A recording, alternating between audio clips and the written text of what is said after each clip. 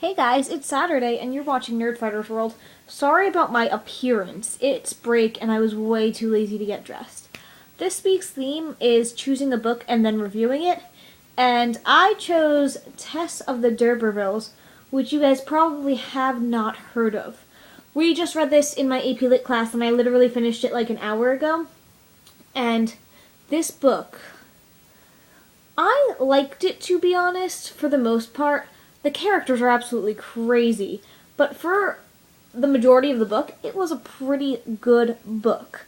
It's the only book that I've enjoyed reading in my AP Lit class so far, so that already gives it a thumbs up. It pretty much questions the Victorian notions of purity through the loss of a virginity of a young girl, and then she goes and gets married to this man who's has a family full of pastors, and it goes through the Victorian notions of virtue and what they define as marriage, and it helps you to understand their society and pretty much mocks it the entire time, which makes it hilarious.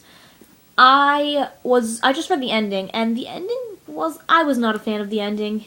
It was a disappointment. It didn't give me any fulfillment, and I didn't like the characters. I liked the storyline. I loved the characters in the beginning. But the characters got worse and worse and worse as people.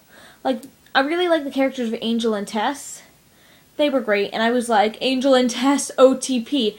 And then they both just got to be these crazy, crazy people, and I was like, what are you doing? You need to stop being insane right now. But they didn't stop being insane. And so I didn't really like the ending, but overall it was a very good book. And we're reading it in my AP Lit class again. So it's good that I liked a book in my AP Lit class.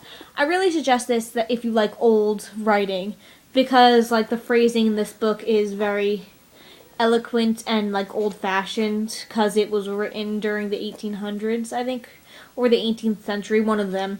But I'm just literally going to flip to a random page and read you guys a little segment just so you can get a little feeling of what this book is like. Hold on, I'm going to find a good section.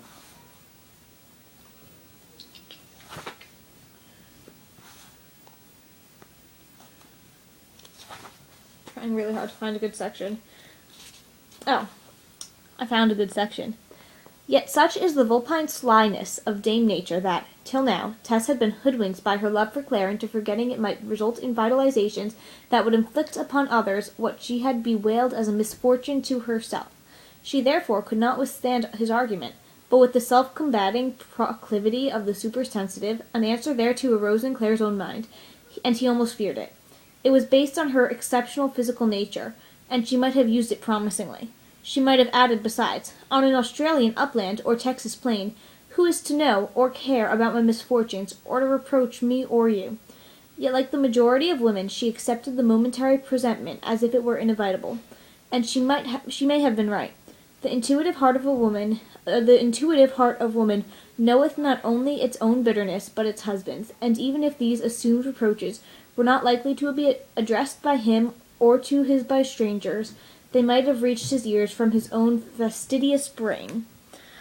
And it's written like that throughout the entire thing, so it's definitely not for everyone. But if you do like complicated words and romance stories from Victorian times, check this book out. I liked it a lot, and it's written by Thomas Hardy. I'm not sure if this is going to be flipped or not, so I'll leave the title and the author in the doobly-doo, and it's a pretty good book. I'm a fan of it. I think I'm just going to post this unedited because I'm filming it on my new iPod that I got for Christmas, yay! And I'm not really sure how to edit it yet because I can't really access any of my files on my computer, and it's not really syncing well together, and I have to figure out what's up with that. So this is not a quick vlog. This is already 5 minutes, so I'm gonna go right now. Again, sorry about my appearance. Sorry about how one take-ish this is. It was 8 o'clock and I was like, oh, I have plenty of time to make my video. Then I was playing a little bit of Temple Run, and then I looked at the time and I noticed it was 9:30, and I was like, shit, I need to get on this. I'm a procrastinator. 5-minute video. This is so long. I'm sorry. Bye, guys. I will see you next week.